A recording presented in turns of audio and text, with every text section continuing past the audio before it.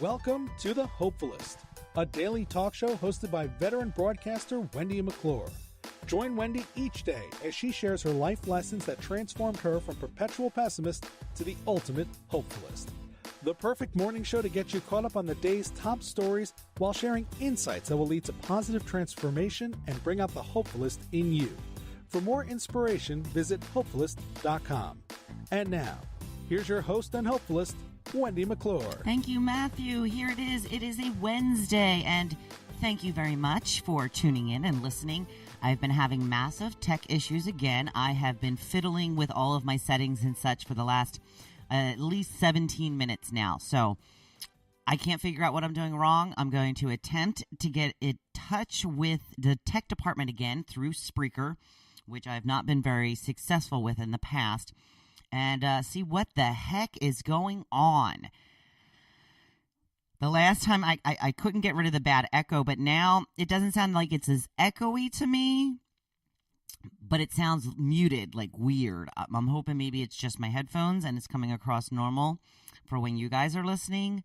But yeah, I'm at a loss. I'm at a complete and total loss. I apologize for the issues, and I hope that I can get them straightened out real quick, because this is important. I want the sound quality to be good. So we're going to forge ahead. It is a hump day, a Wednesday. We're halfway to the weekend. Lots to look forward to, lots to talk about. As I've mentioned, Joe is off this week. So he's at the Home Depot right now, getting some stuff for little, jobs that we have around the house. We decided we're going to paint the hallway, the entryway. It's like the one wall when you come into our house and then down the hallway. We're going to do both sides of the hallway, and then I realized there's really not a stopping point for the one side of the hallway, which I'm really bummed about because that's the side I really wanted to have the color changed on. But we're just going to do the one side for now and see how that looks, see how that goes, because I just don't know how it's going to, where we're going to stop. I don't want to have to do all the way into the living room. That was not the, vision I had in mind when I wanted to change the color. So we'll see how it goes. We're going to do the one wall in the living room that leads to the hallway and then half of the hallway. I think it's going to look good, though. It's the color that we have in our bedroom, which I really love. It's like this muted green. It's not like a mint green. It's a little bit more earthy than that. But I think with the combination of the earthy beige that we have, it's almost like a sand color that we have in the living room. I think that the contrast is going to be really good. So yesterday we did hit our Delicious Orchards that I had been talking about, and we went to the nursery. Delicious Orchards was the first time Joe was there, and we had some money to spend because I had a couple of gift cards, and Joe walks around and he keeps looking at things and he puts nothing in the basket, and I'm like, just get stuff. I'm like, that's what we're here for, just get stuff. So we got mostly like treats and stuff because they're like super overpriced, and but they have a lot of cool stuff. Like I got a jar of bourbon-infused cherries. Yeah, yummy. I had gotten them before, and I'm not sure what I put them in, but I'm having some company this weekend, and I thought maybe they would go good in a mimosa. Orange juice, champagne, bourbon-infused cherry. Sounds delicious to me. So, we got lots of goodies at Delicious Orchards. We did have an issue when I always try to check the receipt before I actually leave the premises to see if there's some sort of issue. And there is often some sort of issue. I'm sitting I waited till I got to the car, and typically if I'm at ShopRite or grocery shop, and I try to watch them as they ring it up to make sure the sale price is coming up and all of that stuff, and then I check the receipt before we actually leave the store. Now this time I did leave the store. We're sitting in the car, and I said, did we buy candy that was $9.75? And Joe's like, no, I don't think so. I did buy some caramel creams that I just love. They're like the little bullseye caramel creams. And they were $4.75. And I was like, maybe, and I couldn't find that on the receipt. So I'm like, okay, so I think that she rung this up as $9.75 for some reason. So we get the bag of candies out, and there's like a lot number or something over top of the price. And I think that said $9.75, and I think that's what she typed in. And I said to Joe, I said, well, we're going to have to go back in because it's like $5. It's a $5 difference. So we had to go back in, and we went to the customer service desk, and the lady's like, "Yeah, looks like she punched in the wrong number." So we got our $5 back, and but yeah. So then we went on to the nursery, which was kind of it's a farm, so it was way back. We went over. We were joking. We were on these all dark roads and winding roads and wooded roads, and I'll tell you what, this place was massive. There was like just so many flowers. I've never seen so many flowers in my life. I'm very reasonably priced. I'm telling you, this is what I ended up getting. I got a patio tomato plant, which I've never seen nor heard of before.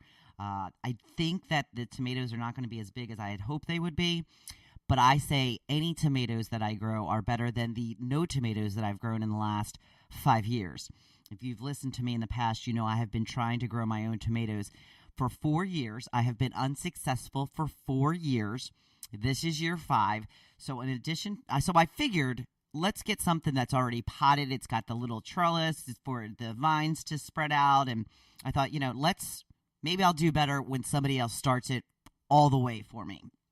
And then I bought 2 little plants to put in the front flower bed to see if I can grow them. I think I got beefsteak tomatoes, and I swore I wasn't going to get heirlooms. I swore I wasn't because I never have any luck with them, but I got heirlooms. They're my favorite. So I got some beefsteak and some heirlooms, and I'm going to put those 2 plants in the front, see if I can grow them on my own. And I want to go get a little planter with some grape tomatoes, but like the little light orange ones. They're sweeter, and they're perfect to throw into a salad. So I'm looking forward to finding some of those. What else did I get? I got a huge basket of, I don't even know what they are. They might be impatiens, but they had really cool leaves and stuff. And it's pretty much, it's smaller than the baskets I've gotten in the past, but it was only like $25, where I know it, like a Home Depot or Lowe's or something, it would have been about $40. I got a hibiscus tree. Is it a hibiscus or hibiscus tree? I've never purchased one of them before. I figured that they were hard to take care of. My sister had one when I was visiting with her, and I thought that they were super expensive because trees usually are, but I think this is just a seasonal thing, so they're not as pricey. But I got this tree for $15, which I thought was pretty good. And they got me in the line, too, and we were waiting to leave. Oh, and my basil. I got some basil. I'm going to grow basil this year. Very excited about the basil. I love to have mozzarella, and I have this bruschetta that I buy at the store, and I, put it on some bagel chips, and it's really yummy. And then there's times when I just want to make like a, mozzarella, tomato, basil. It's like a salad, I guess. I'm just, stacking those things up. But that's really good as well. And then my husband makes a very good homemade vinaigrette or a balsamic. And it's really good. So we're set. We're going to be living large this summer, hopefully. Fingers crossed, if all my growing goes as planned. I'm thinking positively. It's going to happen. It's going to work. The basil looks amazing. As I said, I should take a picture of all the wonderful, healthy-looking plants on my porch right now and see how it progresses. All the leaves are nice and green. Everything's healthy, growing, ready to go. It usually changes quickly in my backyard. But, again, high hopes. I'm thinking positively. So I got all of this stuff, and they got me in the line, is what I was on my way to saying, with a garden flag. I love the little garden flags, and I have 2 stands. Now, I have one in the back that overlooks the water, and that's an Eagles flag for my Philadelphia Eagles. And my husband had got me a pretty good one, like a real sturdy flag for Christmas. So I have, because it used to be the Super Bowl champion flag. One, it wasn't the best quality, and it's faded, and it's got a couple holes in it. So I wanted to replace that. And plus, we're We're not reigning Super Bowl champs anymore. We will always be the Super Bowl champ of Super Bowl 52, which is fine. So I did replace that one, and then I have one out in the front that I usually rotate depending on the season. I have a winter flag, I have a Christmas flag, I have a spring flag, a summer flag, and I have one out there right now that's like just a little blue crab, and it just says welcome, and it's kind of cool. And I saw one when I was in line yesterday. It has flip-flops and starfish and all of my favorite stuff, just another welcome one. So I said to Joe, we need to get another garden flag stand, and he said, or less garden flags. I was like, no, that's not the way it works. So all of this stuff that I had bought, I got the patio tomatoes, the 2 little tomato plants, which were very cheap, like $1 or something a piece, the basil, the big basket of flowers, and the hibiscus tree. That's 6 things. Did I just say the flag? I'm not sure if I did or not. Everything was $54. It's insane to me. I can buy a barrel of flowers at Home Depot for $54. So it was worth the trip. Probably any money that we saved, we spent in gas because it was about an hour away. But it was fun. You know, Joe had off, so we had the time. We took a trip up there, got all our goodies at Delicious Orchards, came home, had our big spaghetti dinner. We both ate too much, as per usual, which was fine. It's okay. I am thinking about my weight this week. I'm always thinking about my weight, but I'm trying not to think about my weight this week. But I am going to the gym after I do my podcast today. I promise. I'm going to the gym. I'm going to feel good. It's going to be great. Okay. Sad day here in the Long Beach Island area. The speed limit on Long Beach Boulevard along the island has been lowered from 45 miles per hour to 35 miles per hour. You know what that means, people? It's almost summer. It's almost tourist season, and the next thing that's going to happen is they're going to turn those traffic lights on. Right now they're on blink. They've been on blink since the first Monday. The first weekend in October is the big Chowderfest weekend in LBI, and that following Monday after Chowderfest, what weekend that falls on, that following Monday is when they turn the traffic lights back on blink. Typically, some of the littler towns do it on a different schedule, but for the most part, the entire island will be on blink as of the first Monday in October. And now they're going to turn them on the Monday before Memorial Day. So I guess that's next Monday? I guess it's this upcoming Monday, yeah. It's happening fast, people. It's happening fast. So we locals, it's a very sad day when the speed limit gets lowered, obviously, because we can't get to where we're going as fast. You know, the problem with turning the lights on, I used to work on the island, and I worked all the way down in Loveladies, which was, you know, I would go on the island, take a left, and then I'd have to drive about 5 miles down.